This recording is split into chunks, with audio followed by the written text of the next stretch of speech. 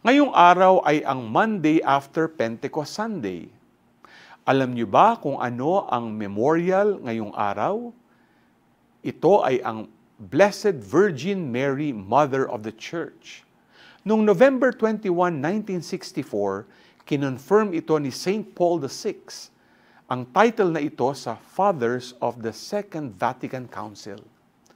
At noon namang February 11, 2018 ay ginawa na itong obligatory memorial tuwing Lunes matapos ang Pentecost.